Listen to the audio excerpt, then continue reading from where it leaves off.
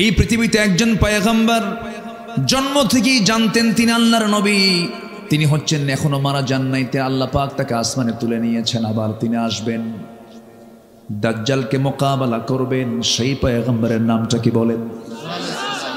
এই নবী ছাড়া কোন নবী জানতেন না আমি নবী হব, শিশুকালে কেউ জানতেন না এটা, কিন্তু তিনি জানতেন। কেন? তার পিতার কোনো পরিচয় ছিল না, তার বাবার কোনো পরিচয় ছিল না। ইন্না মাসালা ঈসা কামাসালি আদম, ঈসার দৃষ্টান্ত হলো আদমের মতো, আদমের যেমন বাবার পরিচয় নাই, আল্লাহর পয়গম্বর ঈসার আল্লাহর কোনো বাবা, নিজের পিতার কোনো পরিচয় নাই। কিন্তু ঈসা আলাইহিস সালাম যখন মার গর্ভে যখন ছিলেন, আল্লাহর ফয়সালা, পিতৃহীন সন্তান আল্লাহ তাআলা মারিয়ামকে দান করলেন, স্বামী ছাড়া সন্তান দিয়ে দিলেন। অসম্ভবকে সম্ভব করার একমাত্র যোগ্যতা রাখেন তিনি কে? আসতে বলবেন না, তিনি কে? আল্লাহ তাআলা। সন্তান ডেলিভারি হয়ে গেল। অনেক লম্বা কথা ছিল, শর্ট করে নিয়ে আসলাম। মারিয়াম বিনতে ইমরানকে আল্লাহ তাআলা বলেন, ইন্নাল্লাহ আস্তাফাকি ওয়া তাহহারাকি, হে মারিয়াম আমি তোমাকে নির্বাচিত করেছি, আমি তোমাকে নবীর মা বানাবো। তিনি বললেন কেমন করে সম্ভব? লাম ইয়ামসাসনি বাশার, কোন পুরুষ আমাকে স্পর্শ করে নাই, আমি কেমন করে মা হব? তাফসীরে এসেছে তিনি হাম্মাম খানার মধ্যে ঢুকেছেন, ফেরেশতা এসে তার জামার আস্তিনটা টান মারলেন, ফুৎকার দিয়ে দিলেন। আর একটা ব্যাখ্যায় পাওয়া যায় তিনি মুখটা হা করলেন, মুখের মধ্যে মুখ গহ্বরে ফুৎকার দেওয়া হলো, মিন্স বন্ধ হয়ে গেল। সন্তান পেটে চলে আসলো। 2 মাস 3 মাস 4 মাস যখন যেতে লাগলো, বাহ্যিক সিমটমটা প্রকাশ পেয়ে গেল। সবাই বলতে লাগলো, মারিয়াম এটা কেমন কথা, তোমার পেটের সন্তান কেমন করে আসলে, এত বড় অঘটন তোমার জীবনে কে ঘটায়া দিল? তিনি বললেন, আল্লাহর কসম করে বলি, কোন পুরুষ আমাকে স্পর্শ করে না, আল্লাহ তাআলা আমাকে দান করেছেন। কেউ বিশ্বাস করে না। মারতে মারতে সেই বাইতুল আকসার 500 থেকে তাকে ঘাড় ধাক্কা দিয়ে বের করে দেওয়া হলো। সেই মহিলাকে, যে মহিলা আল্লাহ তাআলা এমন সম্মান তাকে দিয়েছেন, একমাত্র নারী পৃথিবীতে, যিনি দুনিয়াতে বসেই তিনি জান্নাতের খাবারগুলো খেয়েছিলেন। সেই মারিয়ামকে আল্লাহ তাআলা এত সম্মান দিয়েছেন। গোটা কোরআন সূরা ফাতিহা থেকে শুরু করে নিয়ে নাস পর্যন্ত যত সূরা, যত আলোচনা আল্লাহ তাআলা কোরআনে করেছেন, বহু নারীর ইতিহাসও টেনেছেন, নবীর নামও নিয়েছেন, কাফেরদের নামও নিয়েছেন, সাহাবীর নামও নিয়েছেন। একজন সাহাবীর নাম হচ্ছে যায়েদ, ফাকালা যাইদুম মিনহা, সাহাবীর নামও নিয়েছেন, নবীর নাম নিয়েছেন, জালিমের নাম নিয়েছেন। কিন্তু গোটা কোরআনে মারিয়াম সারা সরাসরি কোন নারীর নাম আল্লাহ তাআলা কোরআনে নেন নাই। তিনি কে? মারিয়াম। একটা নামই আছে সূরার নাম, সূরার নাম কি? মারিয়াম। এই পৃথিবীতে কোন নারী জান্নাতের খাবার দুনিয়াতে বসে খান নাই, তিনি খেয়েছেন কে? আন্না লাকি হাদা ইয়া মারিয়াম ক্বালাত হুয়া মিন ইনদিল্লাহ ইন্নাল্লাহা ইয়ারযুকু মান ইয়াশাউ বিগাইরি হিসাব। আল্লাহ যাকে চান তাকে এরকম করে বেহিসাবি রিজিক দিয়ে দেন, আল্লাহ আমাকে দিয়ে দিয়েছেন। সেই মারিয়ামকে ওরা ধরে মারতে মারতে রক্তাক্ত করে বাইতুল আকসা থেকে, বাইতুল মুকাদ্দাস থেকে তাকে বের করে দেওয়া হলো। রক্তাক্ত হয়ে পড়লেন, যেদিকে চোখ চলে যায় সেই দিকে রওনা দিলেন, বাইলহাম উপত্যকার দিকে রওনা দিলেন। সন্তান ডেলিভারির সময় হয়ে গেল। 10 মাস যখন পূর্ণ হলো, কেউ তার পাশে নাই। এমন সময় আল্লাহর ফয়সালা, তিনি ঘুমন্ত অবস্থায় থাকলেন, শুকনো ডালের নিচে ঘুমালেন। ঘুম থেকে জাগা আপি দেখেন তার ডান পাশে সদ্য সন্তান ঈসা ভূমিষ্ঠ হয়েছেন। যেরকম সুবহানাল্লাহ। এই পৃথিবীতে 3 জন নারীর সন্তান ডেলিভারির সময় দুনিয়ার কোনো ধাত্রী প্রয়োজন হয় নাই। এর মধ্যে একজন হচ্ছেন ইব্রাহিম আলাইহিস সালামের জন্মের সময়। আল্লাহু আকবার। কোন নবী? ইব্রাহিম। আরেকজন হলেন মারিয়াম বিনতে ইমরানের সন্তান ঈসা আলাইহিস সালামের জন্মের সময় দুনিয়ার কোনো ধাত্রী প্রয়োজন হয় নাই। আরেকজন হলেন কেউ নন, তিনি হচ্ছেন জনাবে মুহাম্মদুর রাসূলুল্লাহ সাল্লাল্লাহু আলাইহি সাল্লামের জন্মের সময় ধাত্রীর কোনো প্রয়োজন হয় নাই। আমার নবীজির জন্ম হলো নবীজির জন্ম হওয়ার সঙ্গে সঙ্গে আমিনার কান্না বাড়তে লাগলো। মা আমিনা শুধু কান্দেন আর কান্দেন। সন্তান জন্ম নিলে মা তো খুশি হওয়ার কথা, কিন্তু সন্তান জন্ম নেওয়ার পর যে সবচেয়ে বেশি খুশি হবে সেই খুশি হওয়ার মানুষ তো আগেই নাই, আগেই দুনিয়া থেকে বিদায় নিয়েছেন। আমার নবীর বাবা আব্দুল্লাহর ইন্তেকাল হয়ে গেছে। মা আমিনার ঘরে আলো চলে আসছে, কিন্তু আমিনার মুখে কোনো হাসি নাই। আমিনার চোখ বেয়ে শুধু দর দর করে পানি পড়ে। আবু তালেব একদিন স্মৃতিচারণ করতে নিয়ে বলতেছে, ভাতিজা মোহাম্মদ শোনো, তুমি আল্লাহর নবী আমি বিশ্বাস করি, কিন্তু ঈমান আনতে পারতেছি না, ঈমান আনতে পারতেছি না। তুমি আল্লাহর পয়গম্বর আমার বিশ্বাস হয়, একটা স্মৃতিচারণ করি। ও আমার ভাতিজা মুহাম্মদ বিন আব্দুল্লাহ শোনো, তোমার যেদিন জন্ম হলো আমি খুব খুশি হয়েছিলাম। আমি তোমাকে দেখেছি, প্রত্যেক দিন তোমাকে দেখতে যাই, তোমার মার কাছে তুমি কোলে বসে থাকো। কিন্তু একদিন পূর্ণিমা রাতে যে দেখলাম তোমার মা তোমার সামনেই নাই, খেলা হাওমাও করে কান্দে। তোমার পাশে কেউ নয়, তুমি একা একা চাঁদনি রাতের চাঁদনি আকাশের নিচে তোমাকে শুয়ে রেখেছে। তুমি একা একা চাঁদনি রাতের সেই চাঁদের দিকে তাকায় তাকায় তুমি একা একা শুয়ে আছো, তোমার মা কাছেই আসতেছে না। সেই সময় আমি লক্ষ্য করে দেখলাম, ভাতিজা মোহাম্মদ তুমি চাঁদের দিকে তাকাচ্ছ, তোমার হাত ডান দিকে নাও, চাঁদও ডান দিকে যায়। তোমার হাত বাম দিকে নাও, চাঁদও বাম দিকে যায়। যখন তুমি তোমার দুই হাতটা দিয়া যখন নিচের দিকে টান মারো, চাঁদটাও কাছাকাছি চলে আসে। ও ভাতিজা মোহাম্মদ, আমি কি ভুল দেখছি না সঠিক দেখেছি? সঙ্গে সঙ্গে রাসূল বলছেন, চাচা আমার জন্মের পূর্বেই বাপ ইন্তেকাল করেছেন। আমার মার তো কষ্ট, আমার মা আমাকে কোলে নিলেই স্বামীর কথা মনে হয়ে যায়, বারবার হাওমাও করে কান্দে। আমার মামার কাছে আসতে পারে না, সেই জন্য আল্লাহ রাব্বুল আলামিন ওই সময়টা আকাশের চাঁদ আমার জন্য খেলনা বানায় দিয়েছিলে। জোরে বলি সুবহানাল্লাহ। মা আমিনা বলেন, আমার শিশু মুহাম্মদ যখন আমার গর্ভে ছিল, সেই গর্ভে থাকাকালীন আমি যখন কলসি ভরে যখন পানি আনতে যাব, কলসি হাতে নিয়েছি, যখন কূপের ধারে যেতাম দেখতাম উপচে পড়ে কূপের পানিগুলো পড়ে পড়ে যাচ্ছে। আমার দড়ি লাগতো না, টেনে পানি তোলা লাগতো না, উপচে পড়া পানি কূপের উপর দিয়ে সব ভেসে ভেসে পড়তো। মা আমিনা যখন রাস্তা দিয়ে হাঁটতেন, গোটা রাস্তা সুগন্ধে ভরপুর হয়ে যেত। বলা হলো, আমিনা তুমি রাস্তা দিয়ে হাঁটলে পরে সুগন্ধে ভরপুর হয়ে যায়। তার শাশুড়ি অর্থাৎ আমার নবীর দাদি বলতেছিলেন, তুমি যে রাস্তা দিয়ে হাঁটো এরকম সুগন্ধি ইউজ করো কেন, এটা তো উচিত না। মা শোনেন, আমার শিশু মোহাম্মদ যখন গর্ভে আসে, আমার শরীর থেকে সুন্দর সুঘ্রাণ শুরু হয়েছিল। সুবহানাল্লাহ। তিনজন নারীর সন্তান ডেলিভারির সময় চুল পরিমাণ তারা কোনো কষ্ট ফিল করেন নাই, তারা টেরই পান নাই। আটা থেকে চুল টান দিলে যেমন টের পাওয়া যায় না, তাদের জন্মের সময় তাদের মারা তেমন কোনো টের পান নাই। ঈসা আলাইহিস সালাম ভূমিষ্ঠ হলেন, ঘুম থেকে জাগা পেয়ে দেখেন সদ্য সন্তান ঈসা আলাইহিস সালাম হাত পা নড়াচড়া করছেন। সন্তানকে কোলে নিলেন, আদর করলেন, স্নেহ দিলেন, চুমু দিলেন। গাছের দিকে তাকায় দেখেন শুকনো ডালটা সবুজ শ্যামলে রূপান্তরিত হয়েছে, ফলগুলো টসটসে পাকা পাকা ধরে আছে। ফলগুলো পারলেন, খেলেন, জীবনের শক্তি ফিরে পেলেন। কেউ তার পাশে নাই, দুধ পান করাচ্ছেন। 3টা দিন 3টা রাত চলে গেছে। বলা হলো, মারিয়াম মানুষের মাঝে চলে যাও, বাইতুল আকসায় চলে যাও, তোমাকে যেতে হবে। তিনি বলেন, কেমন করে যাব? আমি কেমন করে জবাব দেব? সবাই তো আমাকে বলবে তুমি তো অসতী নারী, যারও সন্তান তুমি সামনে নিয়ে আসছো, কেমন করে জবাব, কেমন করে কি প্রমাণ করব? সঙ্গে সঙ্গে বলা হলো, মারিয়াম কোনো কথা তুমি বলতে যাবে না, তোমাকে শেখায় দিচ্ছি। তোমাকে যখন প্রশ্ন করবে তখন তুমি বলবে, ক্বালাত ইন্নী নাযারতু লিররহমানি সাওমা। তুমি বলে দেবে, আমি একজন রোজাদার, আমি কোনো কথা বলবো না, যা বলার তোমরা আমার সন্তানের সঙ্গে বলো। সন্তানটার বয়স মাত্র কয়দিন?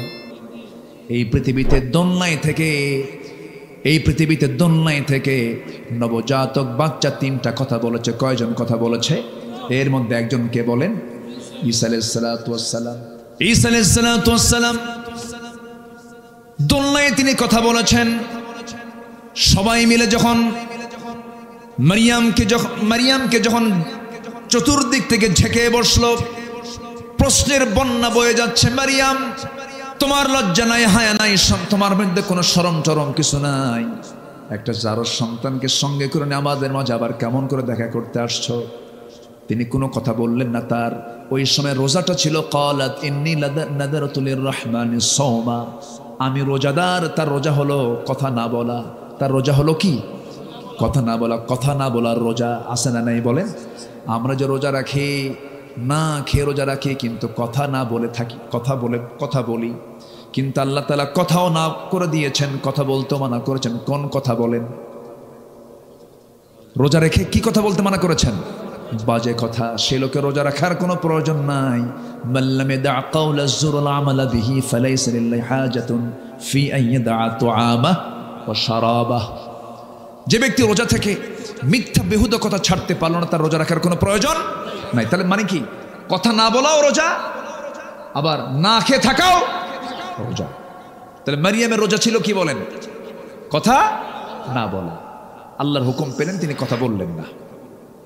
শুধু বললেন আমি কোনো কথা বলবো না। ওই যে দোলনায় শুয়ে আছে নবজাতক, সে কথা বলবে। সবাই হাসে আর বলে মারিয়াম ছিল আধা পাগলি, এখন হয়ে গেছে পুরা পাগলি। এরকম করে হেও করছে।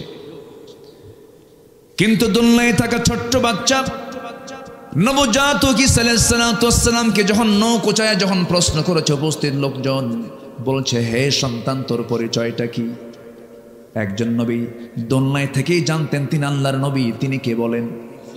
ঈসা আলাইহিস সালাতু ওয়াস সালাম। তিনি কি বললেন? قال إني عبد الله آتاني الكتاب وجعلني نبيا। আমি হলাম আল্লাহর গোলাম। আল্লাহ পাক আমাকে ইনজিল কিতাব দিয়েছেন, আর আমার মা হচ্ছেন একজন নবীর মা। যেরকম সুবহানাল্লাহ, আমার মা একজন নবীর মা। এই নবীজি ঈসা আলাইহিস সালাতু ওয়াস সালাম জন্ম থেকেই জানতেন তিনি আল্লাহর পয়গম্বর। কিন্তু সব নবী কিন্তু জানতেন না। ইব্রাহিম আলাইহিস সালাতু ওয়াস সালাম নিজেও। ওই আয়াতটা প্রমাণ করে দেয়। তিনি যখন সূর্যের দিকে তাকালেন, নবুয়ত যখন পান নাই, তখন তিনি সূর্যকে দেখে বলছেন ফালাম্মা রাআ আশ-শামসা বাযিগাতান ক্বালা হাযা রাব্বি হাযা আকবার ফালাম্মা আফালাত ক্বালা ইয়া কওমি ইন্নী বারীউম মিম্মা তুশরিকুন। জোরে বলুন আল্লাহু আকবার। সূরাতুল আনআম আয়াত নম্বর ৭৮। যখন তিনি সূর্যকে দেখলেন, সূর্য দেখে বলেন এত বড় একটা সৃষ্টি, এটাই বুঝে আমার রব, এটাই তো সবচাইতে বড়। কিন্তু যখন এটা অস্তমিত হয়ে গেল, তখন তিনি বললেন না না, আমার রব তো অস্তমিত হওয়ার কথা নয়। আমি সম্পূর্ণ শিরক থেকে নিজেকে মুক্ত রাখলাম। জোরে বলি আল্লাহু আকবার। আমার ভাইয়েরা, অগ্নি পূজক কি বলে, একজন পত্তলিক পিতার সন্তান ছিলেন ইব্রাহিম আলাইহিস সালাতু ওয়াস সালাম। সে নিজে মূর্তিগুলো বানাতো। সেই মূর্তিগুলো বানায় বাজারে বিক্রি করত। মূর্তি বানায় বাজারে বিক্রি করতো। রব বানাতো, আবার রব বাজারে বিক্রি হতো।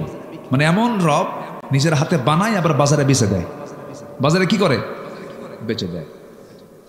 সম্মানিত ভাইয়েরা, সেই পরিবারের সন্তানকে বলেন, সেই পরিবারের সন্তানকে তিনি কি বাপকে ফলো করেছেন? ইসলামকে ফলো করতে গেলে প্রথম বাধা আসবে পরিবার থেকে। প্রথম বাধা আসবে কিসের থেকে বলেন? তার প্রমাণ হচ্ছেন ইব্রাহিম আলাইহিস সালাতু ওয়াস সালাম। তিনি তাওহীদ যখন পেলেন, নবুয়ত যখন পেলেন, বাপকে বলে ফেলেন আব্বা আপনার তো এগুলো ভুল। দ্বীনের দাওয়াত দিতে লাগলেন। বাপ তার পক্ষ অবলম্বন করল না।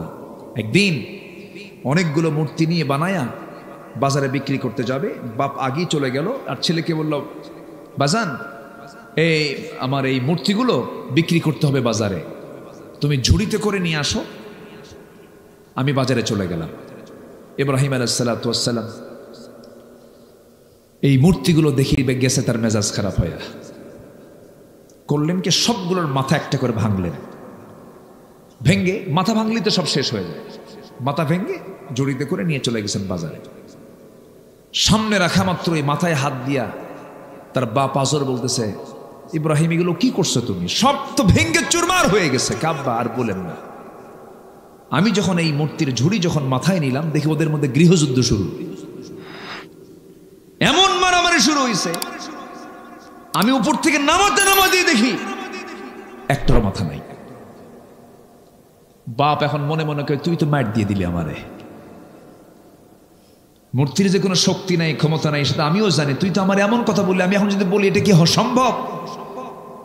কোনোদিন তার কি মারামারি করতে পারে? ওদের কি গায়ে শক্তি আছে? তুই তো জবাব দিয়ে দিবি, মনে মনে বলতেছে। আর কিচ্ছু বললো না। এমন মার দিছে সন্তান, কোনো জবাব নাই বাবার মুখে। আল্লাহু আকবার বলেন। মূর্তি পুজো করে ছেলে ইব্রাহিম মূর্তি ভাঙ্গে, আর ইব্রাহিমের সন্তানরা আজকে মূর্তি গড়ে। ঠিক কিনা? মূর্তি গড়ে। আমার রাসূল তিনি একদিন বলেছেন, একটা বর্ণনায় আসছে, হাদিসে আসছে, বুইসতু কাসরাতিল আসনাম, আমি পৃথিবীতে আবির্ভূত হয়েছি মূর্তিগুলোকে ভাঙ্গার জন্য। তাই এই পৃথিবীতে প্রথম মূর্তি ভাঙ্গার মামলা খেয়েছেন কোন নবী বলেন? বলেন কে? ইব্রাহিম আলাইহিস সালাতু ওয়াস সালাম। এখন এর মানে কি আমি আপনাদেরকে বলবো যত মন্দির আছে সব ভেঙে শেষ করে? এরকম কিছু নাকি? আমার নবীজি মক্কায় যতদিন ছিলেন, কাবা শরীফের ভিতরে ছিল 360টা মূর্তি। কতগুলো বলেন? তিনি কি মক্কায় থাকতে ওগুলো সরাতে পেরেছিলেন? সামনে রেখেই নামাজ পড়তে বাধ্য হয়েছেন। কেন জানেন? তখন মক্কার সিটি মেয়র ছিল বিনা ভোটে নির্বাচিত আবু জেহেল। কি ভোটে? কি কথা বোঝা যায়? তাহলে আবু জেহেল কি ভোটে? বিনা ভোটে। আবু জেহেল ক্ষমতায়। আমার নবীজি মূর্তিগুলো দেখলেন, শুধু দেখেই গেলেন, পারলেন না, কারণ পাওয়ার তো নাই। র্যাব, সীতা, কোবরা তো তার হাতে নাই। কথা বোঝেন নাই?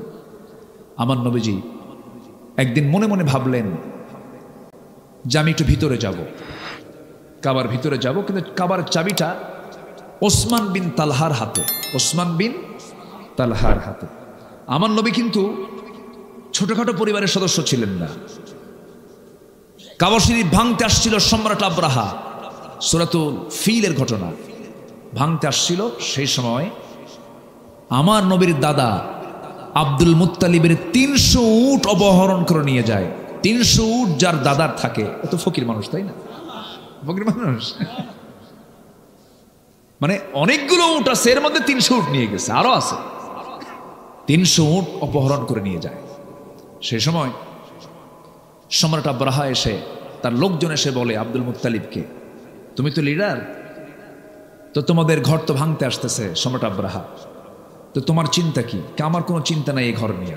কি চিন্তা তোমার? আমার উট নিয়ে চিন্তা। কেন? ঘরের মালিক তো আমি না, আমি হলাম উটের মালিক। উট ফেরত দে, যার ঘর তিনি হেফাজত করবেন। আল্লাহু আকবার বলেন। কার দাদা কয়? কার দাদা? আমার নবীর দাদা। কথার লোড কত দেখেন। তার নাতি হচ্ছেন মুহাম্মদ সাল্লাল্লাহু আলাইহি ওয়াসাল্লাম।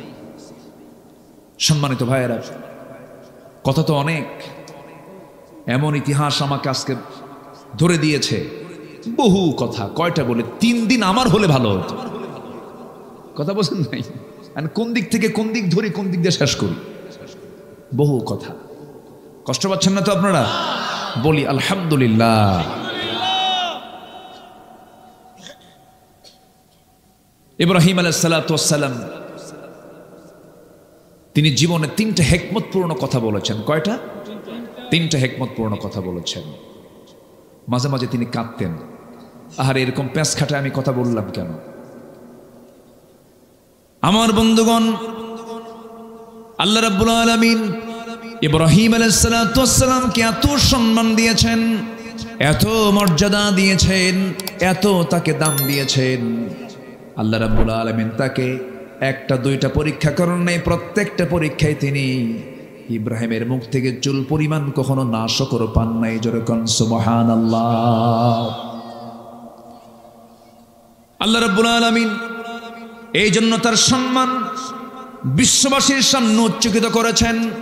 সূরাতুল হজের শেষ নম্বর আয়াতে আল্লাহ রাব্বুল আলামিন বলছেন, ঈমানদারকে ডাক দিয়ে বলছেন, আগে ইয়া আইয়ুহাল্লাযীনা আমানু দিয়ে সম্বোধন করে আল্লাহ তাআলা ওয়াজ শুরু করেছেন।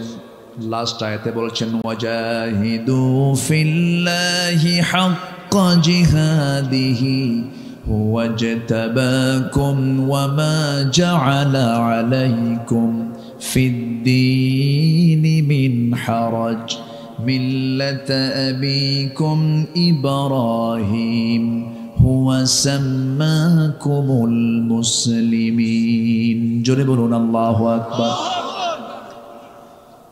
আল্লাহ বলছেন, তোমরা জিহাদের মতো জিহাদ করো। তিনি তোমাদেরকে নির্বাচিত করেছেন এবং তোমাদের জন্য দ্বীনকে তোমাদের জন্য বোঝা করেন নাই, কষ্টকর করে দেন নাই, তোমাদের জন্য এটাকে কঠিন করে দেন নাই। আর জেনে রেখে দিও, তোমাদের সবার জাতির পিতা কিন্তু কেউ নন, তিনি হচ্ছেন ইব্রাহিম আলাইহিস সালাতু ওয়াস সালাম। জোরে কোন সুবহানাল্লাহ। এবং তিনি নিজেও পরিচয় দিয়েছেন তিনি ছিলেন মুসলমান। আমরাও কি বলেন? আরো জোরে আমরা কি বলেন? মুসলমান। গোটা পৃথিবীতে আজকে প্রায় 200 কোটি মুসলমান। মূল পরিচয় যদি মুসলমানকে যদি লালন করে, কোনো প্রকার দ্বন্দ্ব না রেখে, ওয়াহাবি, সুন্নি, আর কি আছে, কত কি আছে, নাম না বলি আর,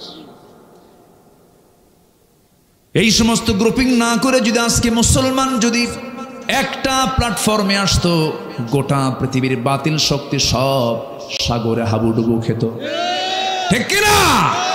সব হাবুডুবু খেত। কিন্তু ফেরকা আমাদেরকে শেষ করে দিল। ইব্রাহিম তিনি মূর্তি ভাঙ্গেন, আর আমরা মূর্তির পক্ষে কথা বলি।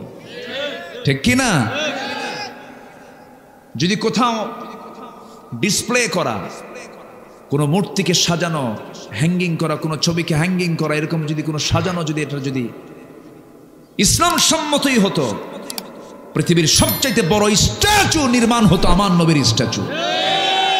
আছে? আমার নবীর কোন স্ট্যাচু আছে? নাই। আর কি প্রমাণ চাবেন আপনি? সম্মানিত ভাইয়েরা, সম্মানিত বন্ধুগণ, আল্লাহ তাআলা ইব্রাহিমকে অনেক পরীক্ষা করেছেন, সন্তান দিয়েছেন, আবার সন্তানকে কোরবানি করতে বলেছেন কে? তিনি কি মানা করেছিলেন? তার খাতনা হয়েছিল কত বছরে? তার খাতনা করে দিল কে? নিজে। হ্যাঁ, কারণ ওই সময় তার সতরটা খুলবে কে? কন্ত তার সতর তো দেখার সুযোগ নাই কারো। আল্লাহ বললেন, ইব্রাহিম আমি তোমাকে গোটা জাতির জন্য পিতা বানিয়েছি, নেতা বানিয়েছি, তোমার একটা কাজ বাদ আছে, তুমি এই কামটা সারো। আল্লাহ কিভাবে সারবো? যাও জঙ্গলে যাও। সহি বর্ণনা, এটা হাদিসে আসছে। জঙ্গলে গেলেন, জঙ্গলে গিয়ে 22লা চেনেন? 22 যেটা ওই কাঠ মিস্ত্রিরা বগলের নিচে থুয়ে কাঠ কাটে, ওটাকে কি বলে মুরব্বীরা? কন 22লা না? 22লা। এরকম 22লা নিয়ে গেলেন তিনি আড়ালে, নিজের খাতনা নিজেই সম্পন্ন করলেন। এটাও কি একটা পরীক্ষা না? কন এটাকে ছোটখাটো পরীক্ষা? কন নিজেরটাকে নিজে সাইজ করা সম্ভব? কন আপনি কন, সহজ না। আল্লাহ অর্ডার দিয়েছেন, করে ফেলছেন। কি পিতা আমাদের! যেরকম সুবহানাল্লাহ। অমিন যুররিয়াতি, আমার সব আওলাদরা, আমার সব সন্তানরা আমাকে ফলো করবে। হে আল্লাহ, তোমার হুকুম আমি পালন করলাম। বুড়ো হয়ে গেছেন, বাচ্চা হয় না। সারা আলাইহিস সালাতু ওয়াস সালাম তার প্রথম স্ত্রী, বাচ্চা নাই। তার তো জীবনে বিশাল বড় পরীক্ষা আসছিল, রাষ্ট্রীয় পরীক্ষা একটা আসছিল তার জীবনে। কিসের জন্য? ওই যে মূর্তি। ওই সময় শিরকের সমস্যা ছিল বড় সমস্যা। প্রত্যেক পয়গম্বর যে যুগে এসেছেন সেই যুগের সবচেয়ে বড় সমস্যা দূর করার জন্য তারা আসছেন। মুসা আলাইহিস সালাম যে সময় আসলেন সেই সময় ছিল জাদুর সমস্যা। কিসের সমস্যা? সব জাদু মুজিজা দিয়ে শেষ করে দিলেন মুসা আলাইহিস সালাম, শেষ করে দিয়েছেন। জাতির পিতা ইসলামের সময় সমস্যা ছিল হলো শিরকের সমস্যা। এই সমস্যা তিনি দূর করলেন। দূর করতে গিয়ে সবাই বলল, ইব্রাহিম চলো আমরা শহর ছেড়ে এক মেলায় যাচ্ছি, যাবে তুমি? কে যাব না। কেন? ক্বালা ইন্নী সাকিম। কোরআনের আয়াত তো, সূরা সাফাত পড়েন। আমি তো আয়াতের রেফারেন্স এখন দেওয়ার সময় নেই আমার, যাব কখন? ক্বালা ইন্নী সাকিম, আমি তো অসুস্থ, আমি যেতে পারবো না। মানে কি অসুস্থ জানেন? মানসিক না, মানে তার অসুস্থতা হলো ভাঙবো কখন। কথা বললেন নাই? তার অসুস্থতা কি? শিরক সহ্য করতে পারতেছেন না। ইমানদার শিরককে সহ্য করতে, ইমানদার শিরককে সহ্য করতে পারে। তবে হ্যাঁ, ভুল বুঝবেন না আবার, হিন্দু ভাইদের মন্দির আমরা পাহারা দেব, হিন্দু ভাইদের প্রতিমাকে আমরা গালি দেব না। লা তাসুব্বুল আসনাম, তোমরা কোনো মূর্তিকে গালি দিও না। তোমরা তাদের মূর্তিকে গালি দেবে, তারা তোমাদের রবকে গালি দিবে। ইসলাম কত উদার দেখেন। আমার দেশের মন্দিরগুলো আমরা পাহারা দেই, আর পার্শ্ববর্তী দেশের আল্লাহর ঘর মসজিদকে তারা ভেঙ্গে চুরমার করে দেয়। তাদের কাছ থেকে আমাদের শেখার কিছু নাই, কোনো কিছু শেখার নাই। সম্মানিত ভাইয়েরা, কষ্ট পাচ্ছেন নাকি আপনারা? মূর্তি নিয়ে মনে খুব টেনশন করতেছেন, আমি যাবো না, আমি খুব অসুস্থ। কি সমস্যা? কে? মূর্তি নিয়ে সমস্যা। ইন্নী সাকিব, যাও তোমরা চলে যাও। চলে গেছে। ওনার তো মাথা গরম, হাতে একখান নিছেন, একটা অস্ত্র নিয়ে, কুঠার নিয়ে চলে গেছেন কাছাকাছি। সমস্ত মূর্তিগুলোর সঙ্গে কথা বলতেছেন, এই কথা কথা। কেউ কোনো কথা কয় না। সবগুলোর মাথা ভেঙ্গে বড়টার গলায় ঝুলায় রাখছেন। কোঠারটা ঝুলায় রেখে বলতেছে যে তোর যারা বান্দা আসবে, সে যখন প্রশ্ন করবে কে ভাঙছে কে ভাঙছে, তুই বলবি ইব্রাহিম ইব্রাহিম। আল্লাহু আকবার বলবেন। তুই বলবি কি? ইব্রাহিম। ওর কি ক্ষমতা আছে? ক্ষমতা নেই। আমার বন্ধুগণ, ইব্রাহিম আলাইহিস সালাতু ওয়াস সালাম শিরক উৎখাত করার জন্য কি স্ট্রাগলটা তিনি করলেন, কি সংগ্রাম তিনি করলেন। গোটা টোটাল স্টেট তার বিরুদ্ধে চলে গেল, এমন ষড়যন্ত্র করলো, এমন পরিকল্পনা তারা সাজালো, সম্পূর্ণ মামলা প্রস্তুত করে তারা আইন পাশ হলো, তাকে আগুনে পুড়ে মারো। কিসে পুড়ে মারো? আগুনে পুড়ে মারো। আমার বন্ধুগণ, ইব্রাহিম আলাইহিস সালাতু ওয়াস সালাম ওই মূর্তিগুলোকে ভাঙার সময় বলেছিলেন, ফারাগা ইলা আলিহাতিহিম ফাকালা আলা তাকুলুন মা লাকুম লা তাতিকুন ফারাগা আলাইহিম দারবান বিল ইয়ামিন। জোরে বলুন আল্লাহু আকবার। আল্লাহ সব কথা বলে দিয়েছেন। فأقبلوا إليه يزفون قال أتعبدون ما تنحتون والله خلقكم وما تعملون। জোরে বলুন আল্লাহু আকবার। সব কিছু চুরমার হয়ে গেল। নমরুদের লোকজন সব চলে এসে দেখে সব মেসাকার হয়ে গেছে। কে করলো তদন্ত কমিটি করা হলো, প্রশ্ন করা হলো। এবার ইব্রাহিমের কাছে তদন্ত কমিটি এসে বলল, ইব্রাহিম কে করেছে এই কাজ? আগের বার বলা হলো চলো আমরা মেলায় যাই, তিনি বলেন ইন্নী সাকিম, আমি অসুস্থ, যেতে পারবো না। এবার বলা হলো মূর্তিগুলো ভাঙছে কে বলো, তিনি বললেন কে ভাঙছে মূর্তিকে জিজ্ঞেস কর। আল্লাহু আকবার বলবেন। এই উত্তরে দাওয়াত আছে না নাই? এই উত্তরের মধ্যে দাওয়াত আছে না নাই? নবীরে কি বেশি কথা বলতেন? কম কথা, কিন্তু সেই কথার মধ্যে থাকতো হাজারো কথা। জ্ঞানী মানুষ বেশি কথা বলে না, একটা লাইন বলে হাজার লাইন এক লাইনের মধ্যে ঢুকে থাকে। ইব্রাহিম আলাইহিস সালাতু ওয়াস সালাম এমন করে জবাব দেওয়ার সঙ্গে সঙ্গে সব লজ্জিত হয়ে গেল। ঠিকই তো, এমন রব আমাদের, কথাই তো বলতে পারে না। কে তার কাছে আসলো, আমাদের রব তাও জানে না এটা কেমন কথা। আমার নবীর সামনে একদিন কোন এক সাহাবী এসে বলছে, হুজুর ওয়াজ তো আপনার শুনি, আজকে আপনি আমার ওয়াজ শোনেন। রাসূল বলেন, কি ওয়াজ শোনাবা বলো।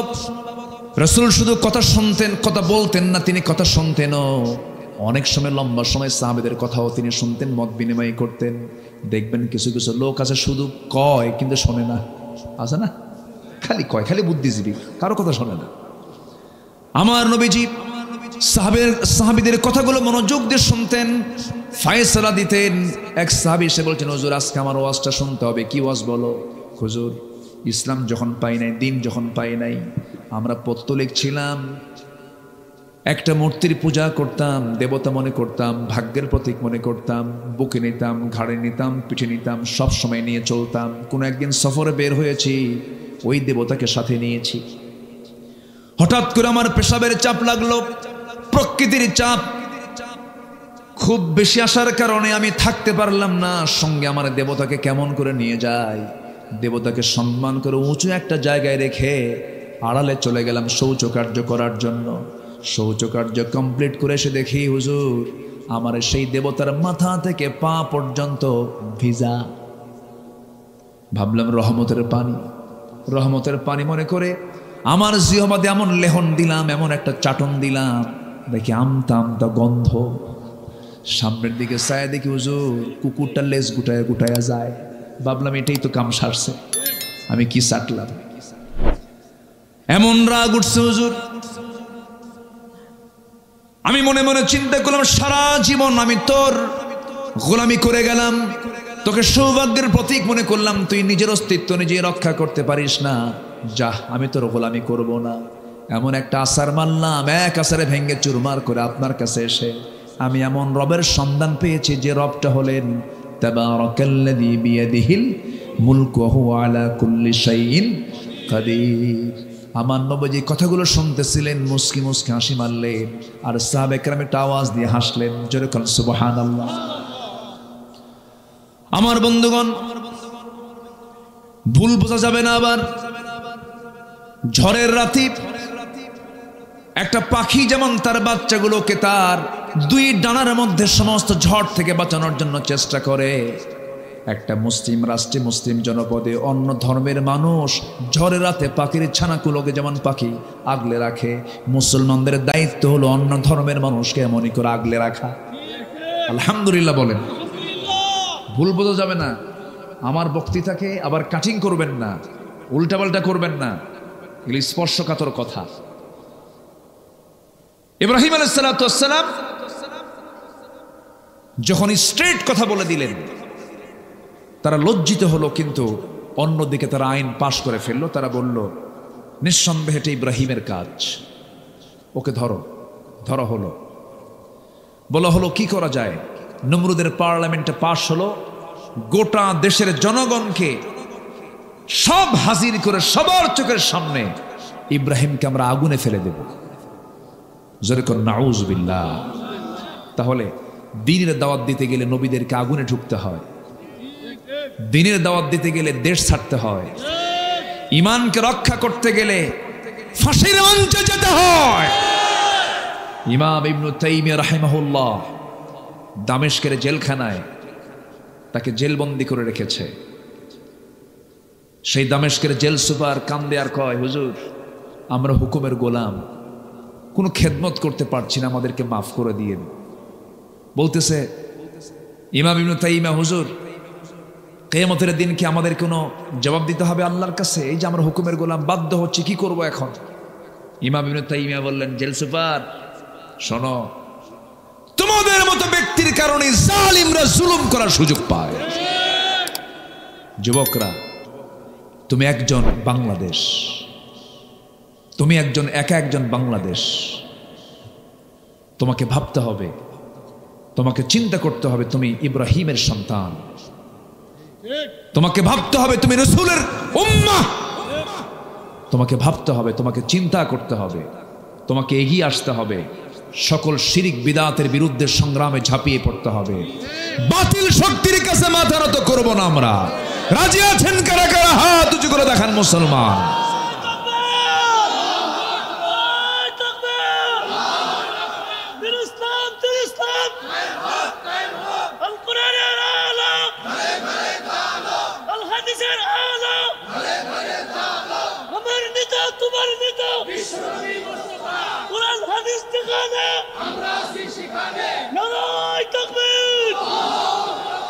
আল্লাহ কবুল করুন, জোরে বলি আমিন।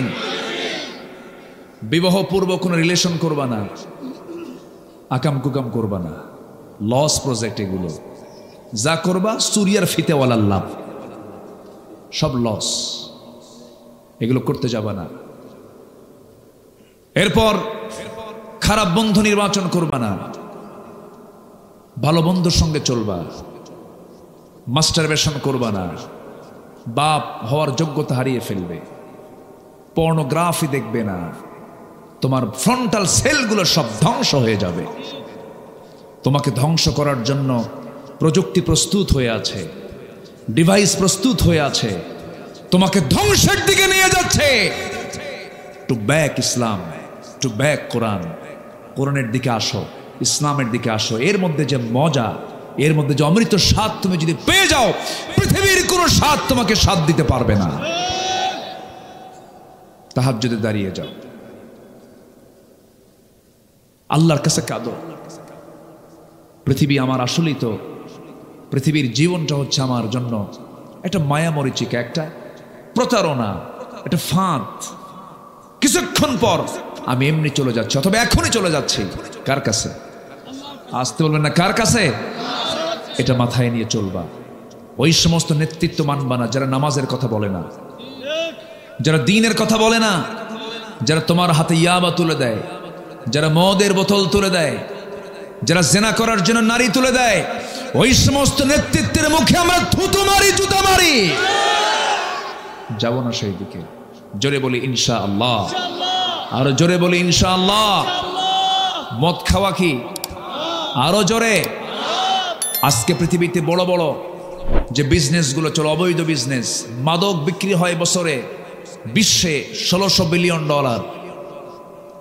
পতিতাবৃত্তির বাণিজ্য চলে বিশ্বব্যাপী $400 বিলিয়ন। জুয়ার বাণিজ্য চলে বিশ্বব্যাপী $700 billion. Computer games, free fire, PUBG, এগুলো মিলে চলে $54 বিলিয়ন। সবগুলো মিলে এই মদ, এই জুয়া, এই পতিতা, এই গেমস, এগুলো সবগুলো মিলে $2685 বিলিয়ন বৈশ্বিক বাণিজ্য হয় বছরে। আমার দেশেও মদ বিক্রেতা আছে না নাই? যারা এই সমস্ত আকাম কুকামের সঙ্গে জড়িত, তারা কি কখনো এই দেশে ইসলাম চাবে? আসতে বলুন না, চাবে? আপনি কি চান না? আপনি কি চান না? যারা চায় না তারা কি আপনাকে দাওয়াত দিয়ে খাওয়াবে? দাওয়াত দিয়ে খাওয়াবে? যারা বোতল না খাইলে হুঁশ থাকে না, ওরা আপনাকে কখনো বন্ধু মনে করে না। ওদেরকে আমরাও বন্ধু মনে করি না, ওদেরকে আমরাও বন্ধু মনে করি না। মদ খেলে তাল না মাতাল? আজ থেকে তাল না মাতাল? মাতাল। হুঁশ থাকে না তো। মদের ফলাফল হলো মদ্যপান যে করবে, সে তার নিজের মেয়ে আর নিজের বউকে সে পার্থক্য করতে পারবে না। মদ আছে যেখানে, জেনা আছে সেখানে, জেনা আছে যেখানে, খুন আছে সেখানে।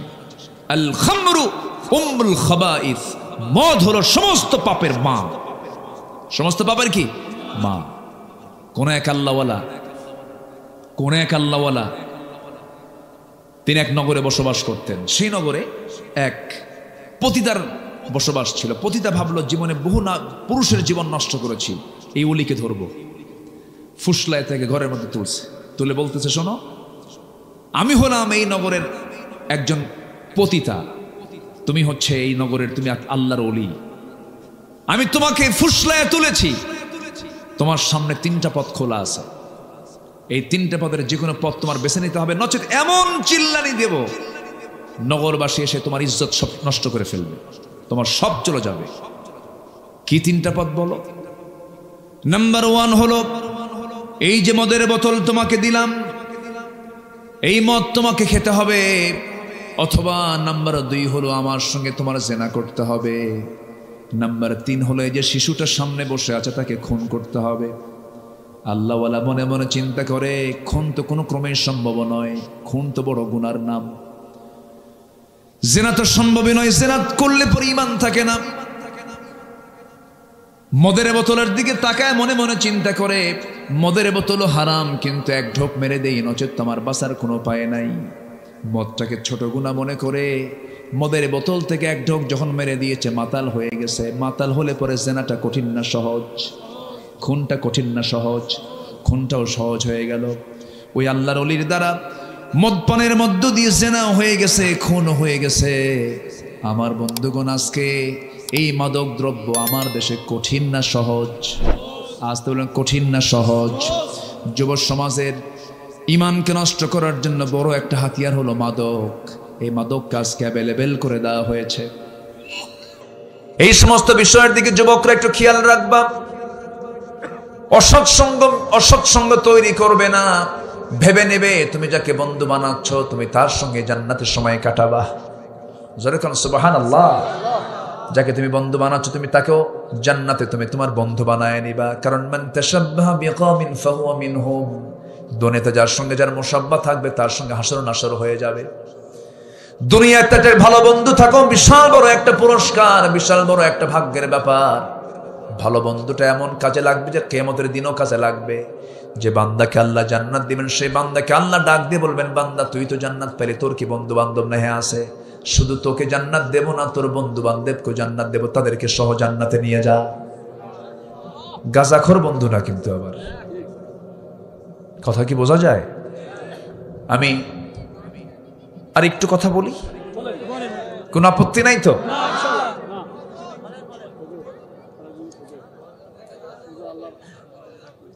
কোন আপত্তি নাই তো আপনাদের? বলি আলহামদুলিল্লাহ।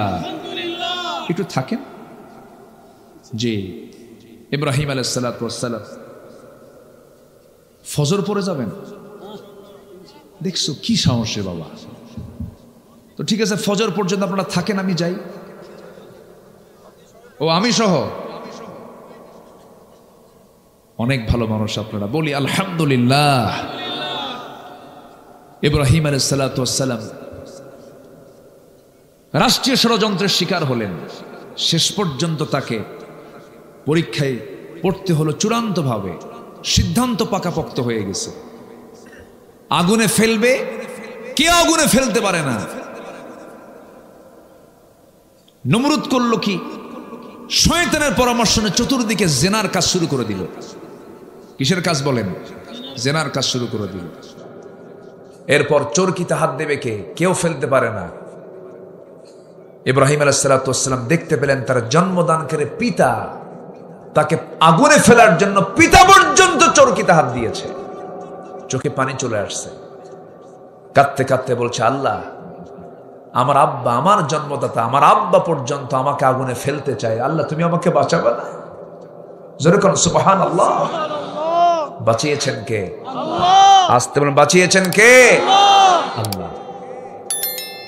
এই দিকে লক্ষ্য করে আল্লামা ইকবাল বলেছেন, আসফি হুজু ইব্রাহিম কা ইমা पैदा आग कर सकती है एक अंदाज गुलिस्ता पैदा। আজ কোথাও যদি উদয় হয় ইব্রাহিমের মতো ঈমান করতে পারে অগ্নিকুণ্ডে খুবসুরত এক গুলিস্তান। জোরে বলুন আল্লাহু আকবার। আজও যদি মুসলমানদের ভিতরে সেই ইব্রাহিমের ঈমান যদি লালন করতে পারে, আজকে আগুনটা জান্নাত হয়ে যাবে। শর্ত হলো ঈমান আনতে হবে ইব্রাহিমের মতো। কার মতো বলেন? ইব্রাহিমের মতো। আমার বন্ধুগণ, তিনি জীবনে তিনটা হিকমতপূর্ণ কথা বলেছেন। তিনি বলেছেন, আমি অসুস্থ। বলা হলো মূর্তিগুলো ভাঙছে কে? তোমরা মূর্তিকে জিজ্ঞাসা করো। আরেকটা হলো ওই আগুন থেকে তিনি যখন সুস্থ হয়ে সে আগুন থেকে বের হয়ে আসলেন, তার গায়ের পশম পর্যন্ত আগুন স্পর্শ করতে পারে নাই। সেখান থেকে বের হয়ে সারা আলাইহিস সালামকে সঙ্গে করে নিয়ে রওনা দিলেন, সফর করলেন। লম্বা সফরে বের হয়ে গেছেন, এমন সময় এক জালিম শাসকের কবলে পড়ে গেছেন ইব্রাহিম আলাইহিস সালাম। সেই জালিম শাসক সারা আলাইহিস সালামের দিকে বদনজর দিয়ে ফেললো। ইব্রাহিম আলাইহিস সালামকে প্রশ্ন করে ফেলতেছে, ইব্রাহিম তোমার সঙ্গে এই মহিলার পরিচয়টা কি? সঙ্গে সঙ্গে তিনি বলেন, এটা আমার বোন হয়। কি হয়? বোন হয়। বউটা বললেন না, এই জন্য বউ বললে পরে সে নিশ্চিত রাজাটা তার বউকে নিয়ে চলে যাবে। বোন বললেন সে যেন আমার কাছে থাকতে পারে, বোন মনে করে যেন সে ছেড়ে দেয়। কিন্তু তিনি যে বোন বলেছেন, বউকে বোন বলেছেন, হিকমতপূর্ণভাবে কথাটা যদিও বলেছেন, কিন্তু কথাটা দ্বীনের সম্পর্কের দিক থেকে কিন্তু ঠিকই আছে। ইন্নামাল মুমিনুনা ইখওয়াহ, কোনো প্রবলেম নাই। কিন্তু তিনি হিকমতপূর্ণ কথা বলার পরেও তিনি বাঁচতে পারলেন না। বউটাকে নিয়ে চলে গেছে জালিম শাসক। জালিম শাসক নিয়ে চলে যাওয়ার পরে জেনা করবে, আল্লাহর নবীর স্ত্রীর সঙ্গে জেনা করবে। কিন্তু দেখা গেল পরপর 3টা দিন চেষ্টা করলো, দুটো হাত যখন সারার সামনে নিয়ে যায় হাত পাতার অবশ হয়ে যায়, পারল না। নবীর স্ত্রীদেরকে স্পর্শ করার কোনো ক্ষমতা নাই। শেষ পর্যন্ত ওই রাজা, জালিম রাজা বলে ফেললো, শোনো সারা, তোমার মতো একজন নারী আমার এই জায়গায় বহুদিন যাবো, তার স্বামী তার দিকে আগায় গেলে পরে আমার হাত পাটা অবশ হয়ে যায়, আমি তাকে স্পর্শ করতে পারি না। শুধু আমি তোমাকে মুক্তি দিলাম না, সঙ্গে সঙ্গে ওই মহিলাকে, ওই নারীকেও মুক্তি দিয়ে দিলাম। সার আলাইহিস সালাম ওই জেলখানা থেকে, ওই জালিম শাসকের কবল থেকে যখন তিনি বের হয়ে আসতেছেন, একা আসলেন না, সাথে তিনি সঙ্গে করে যাকে নিয়ে আসলেন তিনি হচ্ছেন হাজেরা আলাইহিস সালাম। হাজেরা সালামকে সাথে করে নিয়ে চলে আসলেন, নবীর সামনে দিয়ে দিলেন, হে আমার স্বামী। এই মহিলাটা ওই দরবারই ছিল, কিন্তু এই নারীকে জালিম শাসক তাকে স্পর্শ করতে পারে নাই, তাকে বিয়ে করে নিলেন। ইব্রাহিম আলাইহিস সালাম তাকে বিয়ে করে নিলেন।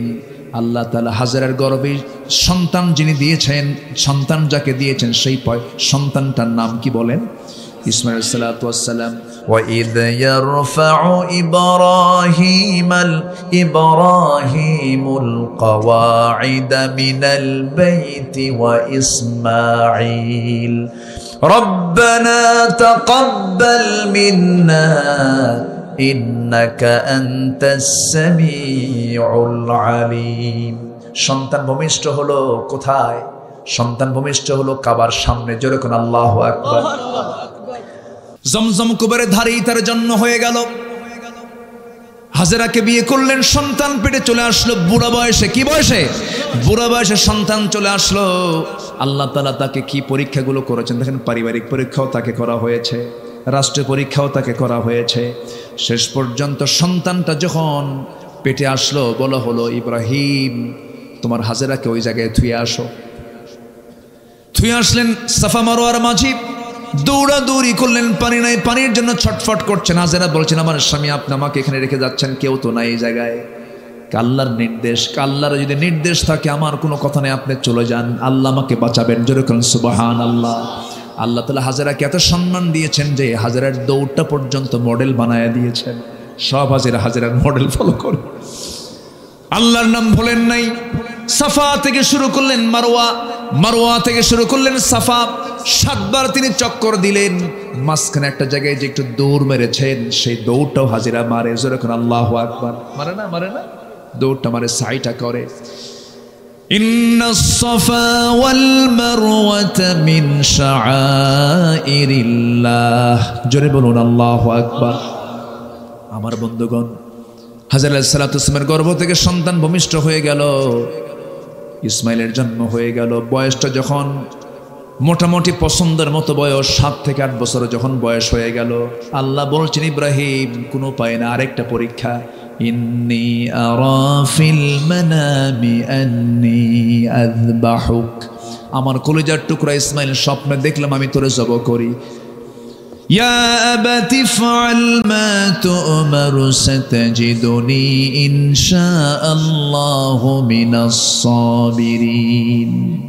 আব্বা, আপনি যা দেখতে পেয়েছেন স্বপ্নে, আপনি তা বাস্তব করেন। আপনার সন্তান কিন্তু ধৈর্যহীন নয়, ধৈর্যশীল। তরবারির নিচে আমার গলাটা আমি আপনি দিয়ে দেব। জোরে কান সুবহানাল্লাহ, জোরে কান সুবহানাল্লাহ। আল্লাহ কুরবানি কবুল করে নিলেন। আল্লাহ তার মনের খবরটা তিনি বুঝতে পারলেন, ইব্রাহিম আমাকে সবচেয়ে বেশি ভালোবাসে। এই কুরবানির প্রচলন আজও দুনিয়াতে আছে না নাই?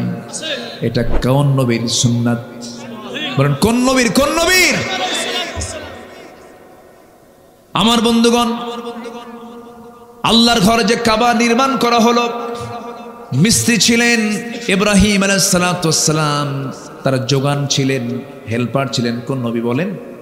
ইসমাঈল আলাইহিস সালাম। ওয়া ইদ ইয়ারফাউ ইব্রাহিমুল কাওয়াইদা মিনাল বাইতি ওয়া ইসমাঈল। আল্লাহু আকবার। একটা পাথর, এখন আর সেই পাথর আছে না নাই বলেন? ওই পাথরের উপর দাঁড়িয়ে দাঁড়িয়ে লিফটের মতো কাজ করত, পাথরটা উঁচু নিচু হতো। হ্যাঁ জি, পারদাগো আছে জি, আলহামদুলিল্লাহ। তো সেই পাথরটা এখনো আছে। এই স্মৃতিচিহ্নগুলো আমাদের সবার দেখার দরকার আছে না নাই? আল্লাহ তুমি সবাইকে জীবনে একটাবার যাওয়ার তৌফিক দিয়ে দাও, অন্তত একবার যাওয়ার তৌফিক দাও। জোরে বলি আমিন। সব হজের মতো ইবাদতের সব স্মৃতি। আজকে সূরার নামও কি? হজ। হজের সাথে কোন নবীর সম্পর্ক বেশি বলেন? কোন নবীর সম্পর্ক বেশি? আল্লাহ তাআলা এই জন্য এই সূরার মধ্যেই শেষ আয়াতে বলেছেন মিল্লাতা আবিকুম ইব্রাহিম। আসুন সেই ইব্রাহিমের স্মৃতিকে আমরা লালন করি, তার ঈমানকে আমরা লালন করি, তার সুন্নাহকে আমরা ফলো করি। তিনি কি বলেছেন? শেষ পর্যন্ত সূর্য যখন অস্তমিত হয়ে যায়, বলে না এটা আমার রব নয়। তিনি ঘুরে দাঁড়িয়ে কি বললেন?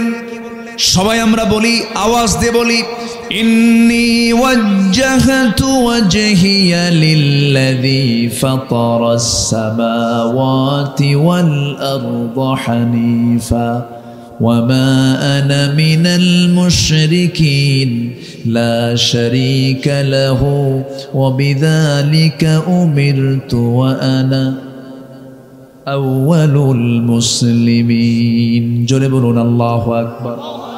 আয়াত ঠিক আছে না? হ্যাঁ ঠিক আছে। তো সম্মানিত ভাইয়েরা, তিনি কি বললেন? কোন দিকে আমার চেহারা ঘুরাবো না। আমি চেহারা ঘুরাবো কার দিকে? বলেন কার দিকে? রবের দিকে। এবং কোন শিরকের কাজে আমি অংশগ্রহণ করব না। শিরক থেকে আমি নিজেকে মুক্ত রাখলাম। আসুন সেই পিতা ইব্রাহিম আলাইহিস সালাতু ওয়াস সালামের আনিত সুন্নাহগুলোকে, তার আদর্শকে আমরা লালন করি, তার চেতনাকে আমরা লালন করি, সমস্ত কুফুর থেকে, শিরিক থেকে নিজেকে মুক্ত রাখার চেষ্টা করি। আল্লাহ তাআলা সেই তৌফিক সবাইকে দান করুন। আমরা সবাই নামাজ পড়ি তো নাকি? নামাজ কয় ওয়াক্ত বলেন তো? 5 ওয়াক্ত নামাজ পড়তে রাজি আছেন কারা? একটু হাত তুলে দেখেন তো। জোরে বলি, ইয়া আল্লাহ আমাদেরকে 5 ওয়াক্ত সালাত আদায় করার তৌফিক তুমি আল্লাহ দিয়ে দাও। জোরে বলি আমিন। আরো জোরে আমিন। হাত নামান। সম্মানিত ভাইয়েরা, মন তো চায় কথা বলি, রাতও হয়েছে অনেক, আর শেষ ক্লাসটা নেওয়া একটু কঠিন। আমরা যখন ছোটবেলায় যখন পড়তাম শেষ ক্লাস, প্রথম ক্লাস খুব মজা লাগে। শেষ ক্লাসের যখন স্যার ঢুকতো মনে হতো স্যার যাবে কখন, এরকম মনে হতো। শেষ ক্লাসটা নেওয়া একটু কঠিন।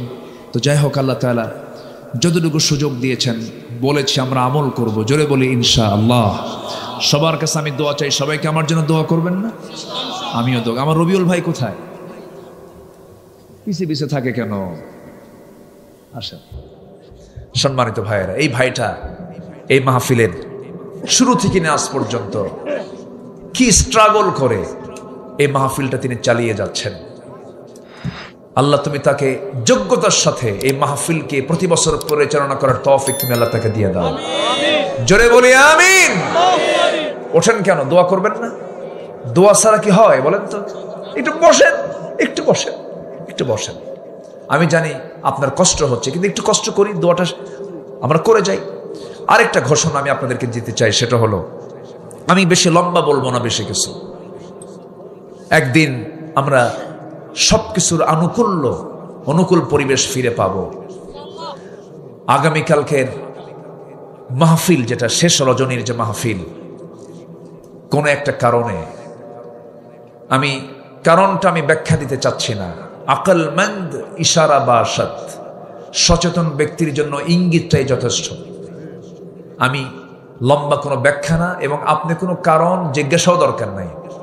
বুঝে নেন, সময় আসবে। আমার নবীজি 13 বছর মক্কার কাবার ভিতরে মূর্তি রেখে তিনি সেজদা দিয়েছেন। যখন সময় হয়েছে সরিয়ে ফেলেছেন, ঠিক কিনা? আগামীকালকের মাহফিল কোন একটা কারণে, অনিবার্য কারণে স্থগিত করা হয়েছে। আগামীতে আবারও যদি সুন্দর পরিবেশ আমরা ফেরত যদি পাই, আগামীতে আবার আমরা মাহফিলের সৌন্দর্য ফিরে আনার জন্য, আমি তো মনে করি শেষ দিনের মাহফিলটা হলো একটা আলাদা সৌন্দর্য। যাই হোক, হয়তো আল্লাহ এর মধ্যে কোনো একটা কল্যাণ রেখে দিয়েছেন, নিহিত আছে, কোনো টেনশন নয়। আমার বিশ্বাস আগামীর সূর্য হবে ইসলামের সূর্য। জোরে বলি ইনশাআল্লাহ। খুব বেশি দিন সময় নেই, এই দিন আসবে, এই দিন আসবে, এই দিন আসবে। জোরে বলি ইনশাআল্লাহ। এই আশাবাদ কামনা করে আজকের মাহফিলের দোয়ার মধ্য দিয়ে এই বছরের গোল্ডেন টাচ মাহফিলের সমাপ্তির দিকে আমরা চলে যাচ্ছি। আমরা যে যেখানে আছি সবাই আমরা বসে চাইব কার কাছে? স্ব পিতামাতা, আত্মীয় স্বজন, আকরিবা, আশপাশের যত মাইয়াত শুয়ে আছেন সবার জন্য আমরা দোয়া করব। আসলে আমরা সোজা এখন দোয়ার দিকে যাচ্ছি, যে আমরা সবাই বলে সুবহানাকাল্লাহুম্মা ওয়া বিহামদিকা আশহাদু আল্লা ইলাহা ইল্লা আনতা আস্তাগফিরুকা ওয়া আতুবু ইলাইকা। চিৎকার মেরে বলি, ইয়া আল্লাহ, আমার জীবনের সগীরা কবিরা, ছোট বড় সব গুনাহ তুমি আল্লাহ মাফ করে দাও। জোরে বলুন ইয়া রাব্বাল আলামিন। যে আমরা নামাজের মতো করে বসি, আমরা আল্লাহর কাছে চাও। আপনি দোয়া করে দেন। জি, আপনি কিছু বলবেন? আপনি কিছু বলবেন? হ্যাঁ, আচ্ছা। আল্লাহুম্মা আমিন। ربنا ظلمنا أنفسنا وإن لم تغفر لنا وترحمنا لنكونن من الخاسرين ربنا لا تزغ قلوبنا بعد إذ هديتنا وهب لنا من لدنك رحمة إنك أنت الوهاب গভীরাত নিঝুমারাত ঝিমানো রাত্রিতে হাজারো মুসলমান নরনারীকে নিয়ে তোমার খলিল ইব্রাহিম আলাইহিস সালামের জীবনে নিয়ে কিছু কথা বলেছি। তার জীবনের পরীক্ষা, ত্যাগ, কোরবানি নিয়ে কিছু আলোচনা করেছি।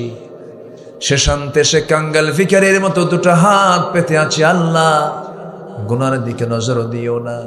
বান্দা মনে করে তামাম জীবনের সমস্ত গুনাহগুলোকে মাফ করে দাও। জনম দুঃখিনী মা, জনম দুঃখী বাপ জান যারা চলে গেলেন, জিন্দেগির গুনাহগুলো মাফ করে দাও। কবরগুলোকে জান্নাতের টুকরা বানাইয়া দাও। অনেক আলোচনা শেষ করে বাড়ি ফিরে যাব রে। বাড়িতে ফিরে গিয়ে সব দেখবো, কিন্তু মাকে পাবো না। যেই মার চেহারার দিকে তাকালে হজের সওয়াব পাওয়া যায়, বরকত নাজিল হয়ে যায়, সেই বরকতি মা, সেই বরকতি বাপ যারা চলে গেল, জিন্দেগির গুনাহগুলো মাফ করো, কবরগুলোকে জান্নাতের টুকরা বানাইয়া দাও। আব্বা আম্মার জন্য কি দোয়া তাও শিখিয়ে দিয়েছ। চক্ষু বন্ধ করুন, হাত একটু উঁচু করুন, আওয়াজ দিয়ে আমার সঙ্গে সবাই বলুন, রব্বির হামহুমা কামা রব্বায়ানি সগীরা। রব্বির হামহুমা কামা রব্বায়ানি সগীরা। রব্বির হামহুমা কামা রব্বায়ানি সগীরা। আশপাশে কত মাইয়াত শুয়ে আছে আল্লাহ বাঁশবাড়িয়ার মাটিতে। কবর বাসে যত আছে ইমানি হালত না বিদায় নিয়েছেন, কবরগুলোকে জান্নাতের টুকরা বানাইয়া দাও। আয় আল্লাহ তাআলা, এই মাহফিলটা আয়োজন করতে গিয়ে কত সময়, কত শ্রম, কত কষ্ট স্বীকার করতে হয়েছে। আল্লাহ, যারা আয়োজন করেছেন, যারা পরিশ্রম করেছেন, যারা আসছেন, মেহেরবানি করে মাহফিলটা আমাদের সবার জন্য নাজাতের মাধ্যম তুমি আল্লাহ বানাইয়া দিও। রবিউল ইসলাম একজন ভাগ্যবান মানুষের নাম, তুমি তার খেদমতকে কবুল করে নাও। তুমি তার ব্যবসায় বরকত দিয়ে দাও। সন্তানগুলোকে আল্লাহওয়ালা বানায়া নাও। পরিবারের প্রতি তোমার খাস রহমত নাজিল করো।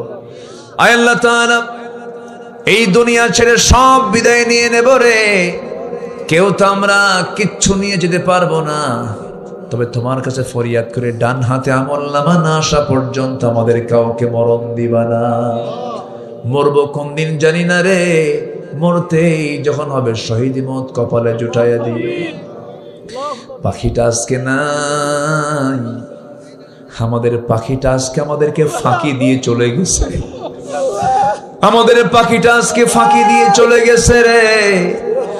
ও আল্লাহ, কোরআনের পাখির কবরটাকে জান্নাতের টুকরা বানায় দাও রে আল্লাহ।